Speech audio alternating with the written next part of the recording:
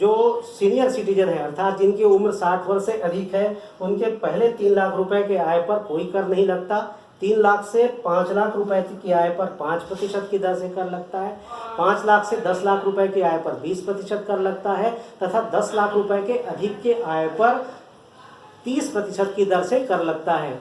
इसके बाद तीसरे प्रकार के वे करदाता आते हैं जिसको सुपर सीनियर सिटीजन करदाता कहा जाता है। ऐसे करदाता के प्रथम 5 लाख रुपए की आय पर किसी प्रकार का कोई कर नहीं लगाया जाता। दूसरा, 5 लाख रुपए से 10 लाख के रुपए के आय पर 10% कर लगाया 20% कर लगाया जाता है तथा 10 लाख रुपए के अधिक की आय पर 30% कर लगाया जाता है।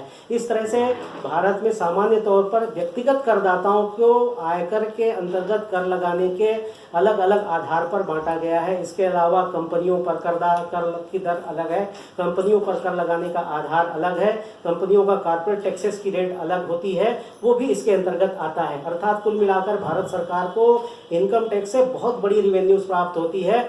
और इसको जानने के लिए हमको सबसे पहले कुछ और चीज़ों पर ध्यान देना पड़ेगा, जिसके अंतर्गत थोड़ी सी इसके ब्रीफ हिस्ट्री के बारे में बात करेंगे। Brief history of income tax.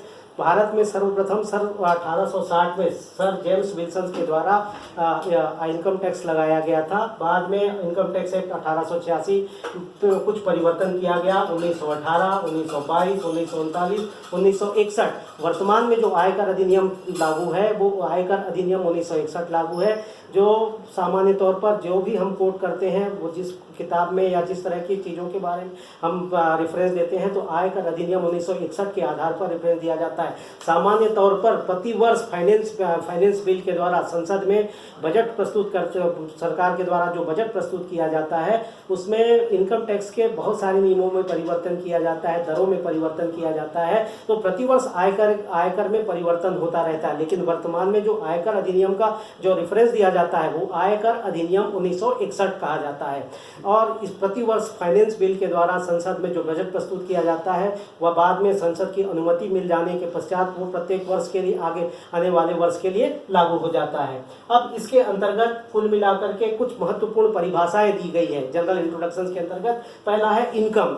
सबसे बड़ी बात यह है कि आयकर अधिनियम के अंतर्गत आय क्या होता है इसकी कोई परिभाषा नहीं दी गई है, बल्कि ये कहा गया है कि आय में क्या क्या चीजें शामिल हो सकता है, अर्थात कौन सी ऐसी चीजें हैं जो करदाता को आय के रूप में प्राप्त होता है जिस पर कर लगाया जाता है। तो वर्तमान समय में सामान्य तौर पर इनकम को 5 क्लासिफिकेशंस में अगर बांट दिया जाए, इनकम फ्रॉम सैलरी अर्थात वेतन से आय, दूसरा इनकम फ्रॉम हाउस प्रॉपर्टी अर्थात मकान संपत्ति से आय, तीसरा income from business or profession अर्थात अगर कोई करदाता व्यापार करता है या किसी करदाता का कोई पेशा है, जैसे व्यापार करने वाले करदाता हैं या पेशा करने वाले करदाता हैं, उनकी जो आय होती है उससे वह आय इसके अंतर्गत सम्मिलित होता है। इनकम फ्रॉम कैपिटल गेन अर्थात विभिन्न प्रकार की संपत्तियों के विक्रय से जो प्राप्त राशि होती है और वो इसके अंतर्गत आता है। और इसके अलावा income from salary, income from house property, income from business profession, income from capital gain के अंतर्गत अगर इन शीर्षकों में किसी करदाता की आय उस हेड के अंतर्गत कर योग्य न हो तो 5वां हेड जिसको इनकम फ्रॉम अदर सोर्सेज के अंतर्गत कहा जाता है वह शामिल कर लिया जाता है। अर्थात इनकम फ्रॉम अदर सोर्सेज के अंतर्गत वे समस्त प्रकार की प्राप्तियां जो ऊपर चार हेड के अंतर्गत या 4 शीर्षकों के अंतर्गत नहीं आता है उसको शामिल कर लिया जाता है। तो कुल मिलाकर के यद्यपि आयकर अधिनियम में किसी भी प्रकार के आय की परिभाषा नहीं दी गई है, लेकिन इन 5 शीर्षकों के अंतर्गत समस्त प्रकार के आयों को सम्मिलित कर लिया जाता है और उसके ऊपर निर्धारित दर से छूट घटा देते हुए करदाता के आय पर आयकर लगाया जाता है। तो इनकम पर ही आयकर लगता है, तो ये बहुत महत्वपूर्ण बात है। दूसरा है पर्सन्स को सामान्य तौर पर हिंदी में व्यक्ति कहा जाता है। व्यक्ति अर्थात इनकम टैक्स के अंतर्गत जो कर लगाया जाता है वो केवल व्यक्तियों पर लगाया जाता है और व्यक्ति की परिभाषा केवल एक इंडिविजुअल नहीं होता, इंडिविजुअल का शामिल तो है, इंडिविजुअल के अलावा व्यक्ति, दूसरा association of person, Hindu undivided families, फिर इसके बाद संयुक्त हिंदू अविभाजित परिवार, करदाता, इसके अलावा फर्म और कंपनियां या कंपनियों के समूह, जो इसके अलावा विभिन्न प्रकार के धार्मिक संस्थाओं के तौर पर कार्य करने वाली संस्थाएं, मंदिर, मस्जिद, गुरुद्वारे, अगर उनकी आय निर्धारित सीमा से अधिक है तो सामान्य तौर पर आयकर अधिनियम के अंतर्गत उनको व्यक्ति के अंतर्गत सम्मिलित कर लिया जाता है और उन पर निर्धारित दर से कर लगाया जाता है। तीसरा होता है grass total income. Grass total income का मतलब करदाता के समस्त प्रकार के प्राप्तियां को पहले सम्मिलित कर लिया जाता है, अर्थात समस्त प्रकार की, चाहे वो इनकम फ्रॉम सैलरी हो, इनकम फ्रॉम हाउस प्रॉपर्टी हो, इनकम फ्रॉम बिजनेस प्रोफेशन हो, इनकम फ्रॉम कैपिटल गेन हो, इनकम फ्रॉम अदर सोर्सेस हो, समस्त प्रकार के आय को जोड़ लिया जाता है। यह करदाता की ग्रास टोटल इनकम कहा जाता है, सकल कुल आय कहा जाता है। सकल कुल आय के अंतर्गत समस्त प्रकार के करदाताओं के द्वारा गत वर्ष में जो प्राप्त किया गया आय है उसको जोड़ लिया जाता है, वह करदाता की सकल कुल आय या ग्रास टोटल इनकम कहलाता है। अब इसके बाद आ जाता है टैक्सेबल इनकम।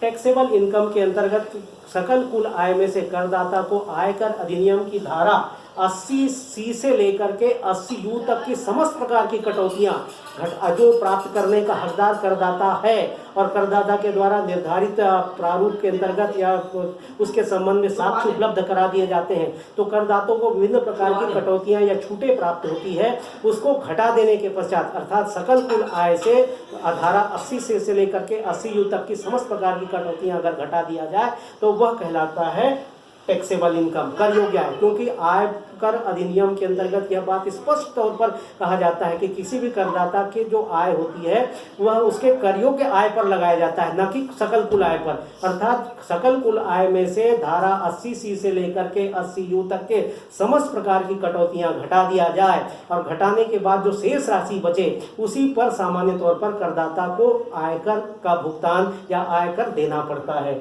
अब इसके पश्चात आता है एसएसी करदाता।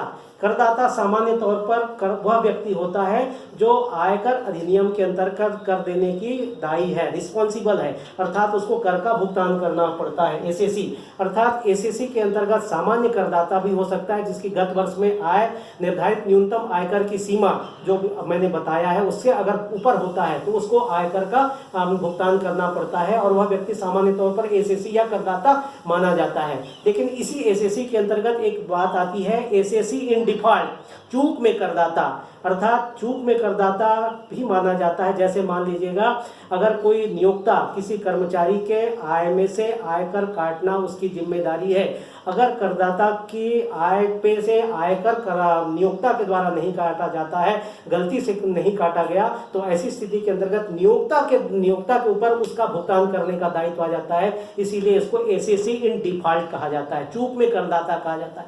इसी तरह से टीडीएस और TCS, tax deducted at sources and tax collected at sources, दोनों ही अलग अलग मामले हैं। टीडीएस और टीसीएस के मामले में अगर करदाता के द्वारा मान लीजिएगा किसी व्यक्ति को भुगतान करने से पूर्व कर की राशि को काटना जरूरी था, वह व्यक्ति अगर कर नहीं काटता है तो उसको दोनों ही मामलों में उसको चूक में करदाता माना जाएगा और उसके ऊपर सामान्य तौर पर उस कर भुगतान की जिम्मेदारी आएगा। इसको एसएसी इन डिफॉल्ट कहा जाता है। तो दो प्रकार के एसएसी सामान्य तौर पर, पहला तो वह व्यक्ति जो सामान्य तौर पर आय के अंतर्गत निर्धारित सीमा से अधिक है तो उसका भुगतान की जिम्मेदारी उसके ऊपर होता है, वह सामान्य तौर पर सामान्य करदाता माना जाता है। और दूसरा चूक में करदाता जो किसी कारण से, गलती के कारण जो टैक्स की कटौती नहीं कर पाने के मामले में उसके ऊपर कर लगाया जाता है। तीसरा है, इसके अंतर्गत एक और महत्वपूर्ण बात होता है असेसमेंट ईयर।